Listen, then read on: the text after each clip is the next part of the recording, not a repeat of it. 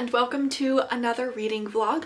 I am reading 3 really, I hope to be good books right now, so I figured why not on this Friday afternoon start a little reading vlog. He has been so extra clingy and needy. Yeah, I'm talking about you. I am reading Emma by Jane Austen. This is my beautiful penguin cloth bound, but I am like 75 pages into Emma and loving it, of course. Austen is famous and a classic for a reason. I used to be so anti Jane Austen, Bronte sisters, because I was not like other girls in high school and I didn't want to read silly, frivolous little romance novels, which is just ridiculous. I've grown up. First of all, I am fine with romance now. Romance is fine. It's good. It doesn't have to be everyone's cup of tea, but you don't have to eschew it because you think it's frivolous. It's not. And also, when it comes to Austen, it's not just a romance. She really offers this glimpse into this sort of time period and just the daily life back then.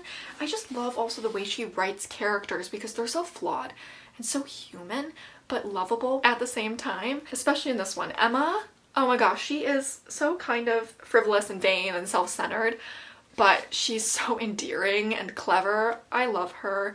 I have seen the, 2019, 2020 Anya Taylor-Joy version of Emma, the film, and I really liked that. So yes, I'm enjoying this. The way Austen writes, her characters, her settings, I'm just a big fan of. And last but not least, I am listening to the audiobook of, I think it's Caraval, it might be Caraval, I think it's Caraval though, by Stephanie Garber.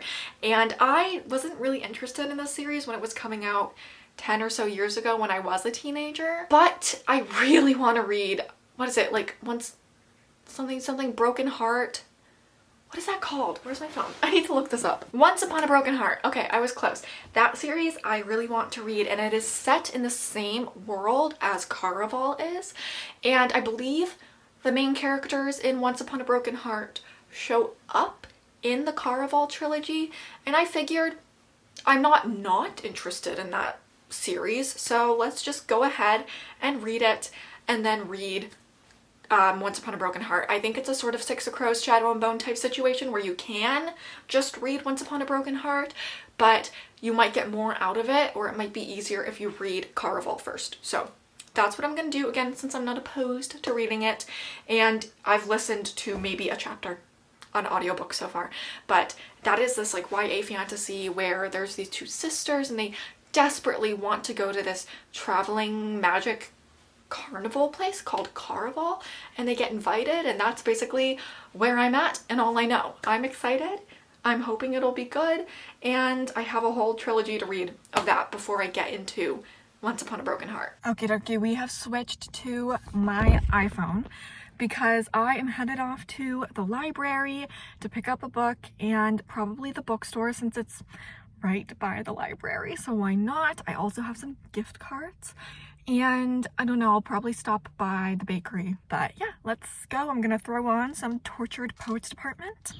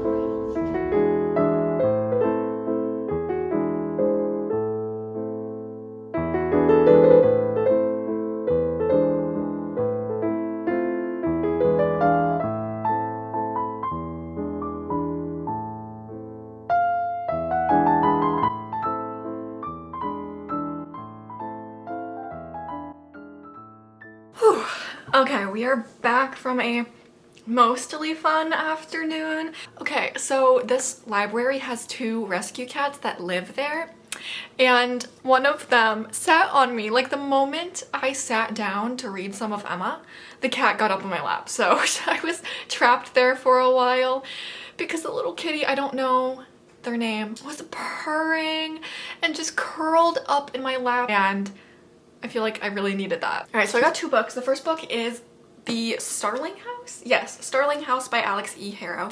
And this is her new release this year. So I was kind of surprised they had it, but I think it's sort of going to be like a gothic house kind of magical story. I read her book, The 10,000 Doors of January, in January actually, and I did really like it, especially the writing style. She has a very lyrical writing style, but I did find the main character to be a little bit naive in a slightly irritating way, and some of the plot twists were, in my opinion, pretty obvious, but I did like it enough to want to read some of her other works, obviously. And then I also picked this up for my boyfriend, so he is gonna read A Court of Mist and Fury. He read ACOTAR like a few weeks ago because I just wanted him to, because I knew I was going to be amused by his reactions to it, and I was. It was hilarious, and he said he would at least read the second one for me, because I mean, this is the best one in the trilogy, I think everybody agrees. And I did stop at the bookstore. I had some gift cards, and I picked up this book, which I've heard so many things about, and it's just beautiful. Okay, this is 5 Broken Blades by May Corland. I mean, it's a badass fantasy cover, right? But look at the sprayed edges. I can't. I love sprayed edges on a good day anyway, but this, I don't own any book with sprayed edges like that, and the interior is absolutely amazing. I mean, I'm so excited to read this and to own such a beautiful edition of a book. And okay, it's about 5 dangerous liars in this fantasy world who are working together to kill the God King. I mean, that sounds interesting to me. I don't know about you. Very excited for this. Let's do a little Emma update. I'm now on page 132. We are at the part, slight spoiler if you care, where Emma finally realizes that it is not Harriet that Mr. Elton is interested in. It is indeed Emma herself. And she feels so incredibly bad and awkward and just full of regret. So it's just so funny. Jane Austen infuses her prose with so much charm. I love her.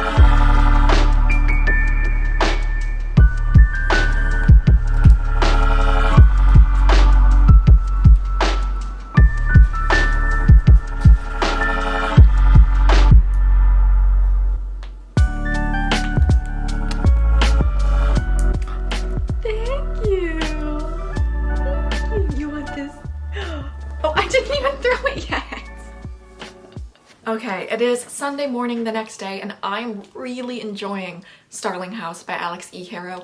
I just sat down and read over 100 pages straight through last night because this one really captured me from the very first page. It definitely has that beautiful lyrical writing that I liked about The 10,000 Doors of January, and it has this amazing mysterious gothic atmosphere. So this follows our main character Opal, and she is an orphan. Her mom died when she was in high school, leaving her to drop out and start working so that she could support and have custody of her younger brother Jasper. Jasper is now in high school and they're living in a motel, just struggling to make ends meet because Opal wants him to have a better life than her and wants him to get out of Eden. Eden is a small town in Kentucky, really only known for two things. One, the local power plant owned by a wealthy family called the Grady's. Obviously that is polluting the town. And a house called Starling House. No one has seen this since its construction because it's on a gated property set back from the road. You can't see it from the gates or the road, but she has been fascinated with it since she was a small child because the original owner and the one who built the house, E. Starling, she wrote a children's book called The Underland that is this really creepy gothic story about monsters, and she disappeared over 100 years ago, so she's always been inexplicably drawn to the house. And one day she's standing at the gates just looking, and she meets the heir, the current last person living in the house, the last Starling. His name is Arthur. He's close to her age, and he essentially tells her to run. But she keeps having dreams about the house, and she goes back and the gates open for her. So she walks up. Arthur is this sort of brooding, gloomy, reclusive man, and they end up striking a deal where he'll pay her to be a housekeeper at Starling House. And it is fallen into total disrepair, so this is going to be a big job, and she takes him up on it because she needs the money. But of course, there are some weird mysteries and rumors, histories surrounding Starling House that we soon start to see. And my favorite thing is that Starling House is sentient. So I love this trope. I think it's because I loved Monster House, the movie, as a child. Does anyone remember that? Because I loved that movie. It was so creepy. But any kind of movie, show, book that has a house or a building with sort of a soul, it is one of my personal favorite things to read about. Whether it's a creepy version like Hill House from Shirley Jackson's The Haunting of Hill House, or it's something sweet and kind of mundane, like, I don't know why, but the only thing that's popping into my head right now is The House of the Wind in A Court of Silver Flames. But there are so many examples I could give. I love it when places have a personality. It is so much fun. Anyway, I'm really enjoying this. I definitely feel like there's a couple mysteries that I feel like I've already sort of figured out, but I still am really enjoying the journey, and there's some fun illustrations periodically sprinkled through the novel, which I didn't know were in there, and it's such a pleasant surprise when that happens. But yeah, I'm hoping to potentially finish this today. I do have a lot to do, but like I said, this with all its mysteries and its gothic atmosphere really has drawn me in.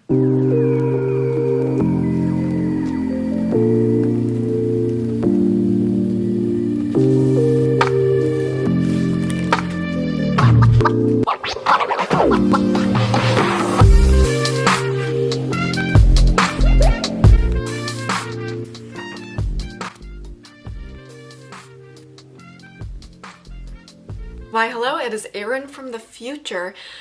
I think I'm wearing the same sweater I am wearing in that part of the video you just watched though. So I'm editing right now and I realized I somehow idiotically deleted the portion of me finishing Starling House and talking about all the things I loved. So ultimately, I read this book very quickly and I absolutely loved it. It has this amazing, dark, whimsical, gothic atmosphere, which that's just one of my favorites. Plus, it ticked a few of my other favorite boxes, like a brooding main character love interest and a sentient house. I could definitely see the main characters not being everyone's favorite, but for me, I was really rooting for them. I was emotionally invested. I also really love the way Alix E. Harrow writes. She has this expressive, lyrical prose. I wouldn't say it's overdone. I would say it's just enough. And I'm one of those people who just enjoys a good sentence, so her line writing, I really appreciate it. And to be honest, this book really surprised me. I wasn't expecting much after being a bit disappointed by the 10,000 Doors of January by her, but this one I really liked. If you are into a gothic, semi-magical book, I definitely recommend it. Now let's go back into the past, and past me will tell you all the things I did not love, but at the end of the day, overall, I just really enjoyed this book. All that to say, as much as I enjoyed this book, its characters, its atmosphere, I do think that there are areas where it fell a little bit flat, and we're going to talk about that now.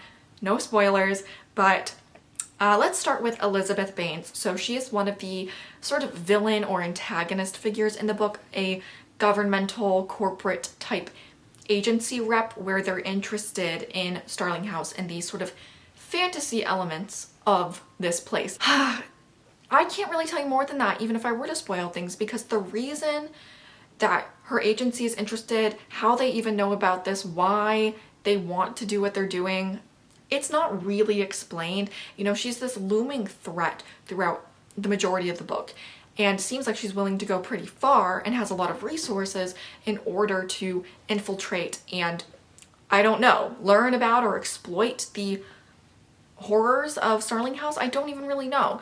At the end, you know, she's sort of just brushed off, things are resolved, and I was left wanting a little bit more detail and insight into her character, her agency, their motivations, because they felt a little black and white government goons, you know? It wasn't very detailed. But I mean, yeah, overall, I think that was my biggest complaint. The only thing I could say is that I do wish some of the thematic allusions to slavery and racism were a little bit less alluded to and involved a bit more prominently in the plot. You know, this is a small southern town built on the backs of slaves, and, you know, this wealthy family, the Grady's, that owns and runs this polluting power plant, that they built it in the mid-1800s, pre the end of slavery in the US. And this is mentioned, and, you know, it's an aspect of the novel, but I do think it could have been brought forward a little bit more, you know, especially considering the themes of sort of silenced voices, particularly that of women, and how secrets in these small towns are never going to stay buried forever. But yeah, I mean, overall, I thought it had a mysterious, tense, sinister atmosphere with a really enjoyable fantasy plot. Again, I love a house or a building that in itself is a character. That just is always going to sell me on a book. And again, loved the writing style. So overall, I think if you like gothic sort of fantasy style novels, you will ultimately really enjoy this. And what else? So we are reading Caraval, and the past couple days at work I've been really busy, but I have listened to almost 2 hours of the audiobook, so I am 20% through. I mean, yeah, it's fun, it's intriguing. They're about to get to Caraval, where I'm at in the book, and I'm so excited for that. I love a sort of fantasy circus game kind of narrative. I loved The Night Circus for that reason. So we will see. So far, so good. The pace and the action are pretty consistent so far. I'm having a good time. Alrighty, it is again the next day, and now we are on Wednesday. I am about 30% of the way through Caraval. Let's talk about what it's about. I don't think I even mentioned, but it's a YA fantasy. It's set in this world where honestly, there hasn't been a lot of description about it, how it's governed, any of that. But there is this event called, what else? Caraval. And Caraval is this, I don't know, circus type magical event thing. And it is run by this guy named Legend, who is immortal or like immortal adjacent, and obviously has magical powers. So there are illusions and tricks and mysteries, and there's this game you can play at Caraval. And our main character, Scarlett, she's 17, I think. She has been writing to Legend for years because she so badly wants to attend Caraval after hearing her grandmother's stories about it for her whole life. So one day, at the beginning of the book, she is sent tickets by Legend. He finally answers and sends her tickets to come to Caraval. One for her sister Tella, and one for Scarlett's fiance. So she is engaged to this count that she has never even met, And Tella doesn't really like the situation, but Scarlet is really, I'm not gonna say excited for it, but she's counting on it. Counting on the count. Because her and her sister live with their father, who is like a governor of this island, and he's extremely emotionally and physically abusive towards them. So she sees this marriage to a stranger as an escape for her and for her sister. But Tella, she doesn't trust it. So basically what happens is Scarlet and her sister end up at Caraval, not with her fiance, the Count, but with another guy, a sailor named Julian. We have just gotten to that part, basically. Gotten to Caraval, gotten inside, some weird kind of magically stuff has started to happen. I do really enjoy the whimsical descriptions of Caraval, but I wouldn't say I'm super invested in the plot yet. Also, I do find Scarlet as a main character to be a little bit whiny and irritating, but I'm not sure if it's fully how she's written or maybe just how the narrator of the audiobook voices her. She just is very dramatic and whiny. I don't know. She's definitely not someone with a lot of agency in this novel. So far, most of the plot is moving forward, not based on actions or decisions she is making, but just things happening to her, which definitely isn't my favorite way for a story to occur, right? I prefer my stories to move along by the actions of our protagonist for the most part. The young man's fingers fumbled with the purple gown's laces.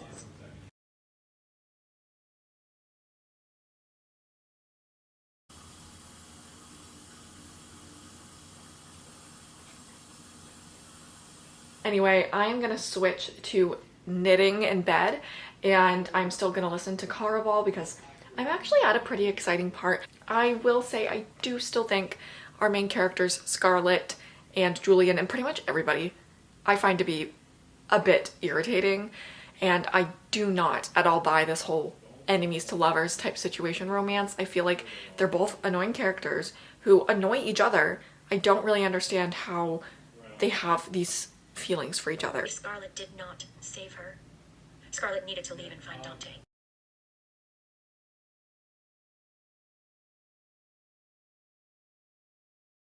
It is finally Friday. Isn't that right? Isn't that right, my cute zoomy boy? Yeah. And I am almost to the end of Caraval. I have about an hour left in the audiobook, so I'm 88% of the way through. Definitely right at the climax of the book. And listen, none of my opinions have changed. I do think this romance happened far too quickly. I do find the characters, especially Tella, or Donatella, that's Scarlet's sister, to be incredibly irritating, annoying, and when it comes to Tella, naive and frankly a little bit stupid. Also, Scarlet is just so back and forth. You know, one moment she's like, oh my god, you're a murderer, you're evil, you could be legend.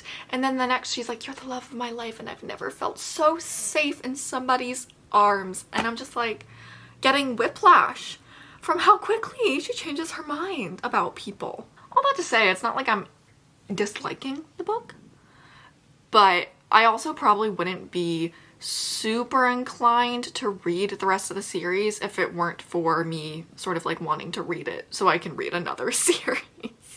Oh yeah, I actually wanted to share just an example of how I think Scarlet becomes a little bit more annoying than she might have been because of how high-pitched and kind of whiny the narrator of the audiobook voices her sometimes. So just listen. It's a big dramatic moment and I feel like I should be feeling a lot of emotions like sad, panic, whatever, and I honestly just kind of made me cringe, so. Scarlet wailed. I'm just like, I feel like if I read that in a book, I would be like, yeah, I can imagine this horrific wail, but that, I am so sorry, like, no hate to this narrator, but I cannot take that seriously. I'm so sorry. So I finished Caraval earlier, and it wasn't exactly what I would call good, unfortunately. You know, this whole concept of Caraval is so whimsical, so intriguing and mysterious, but I feel like the execution just fell flat for me. You never really receive any sort of concrete information about Caraval, about legend and how it functions. There are all these sort of little sprinkles and hints and mysteries, and at the end, it doesn't really ever come together in any sort of interesting way. And while I liked the writing style and some of the descriptions, I never could grasp a concrete image of Caraval in my head, which is kind of a shame. Also, the plot was messy, okay? I mean, there were just all these things happening, and I have to say that end, like the climax, the last 100 pages, what was all of that? It felt like nothing really had any sort of consequence. The stakes were non-existent. I was not interested in the little explanation that we were given, and it was just kind of silly, unfortunately. And again, I don't like any of the characters, and obviously some of them you aren't supposed to like or trust. Legend is this enigmatic, mercurial figure that could be good, could be evil, we're not really sure. And then obviously the father, so Donatella and Scarlett's father. I'm already forgetting their names. He is absolutely abusive, and he is just this maniacally laughing, mustache twirling villain.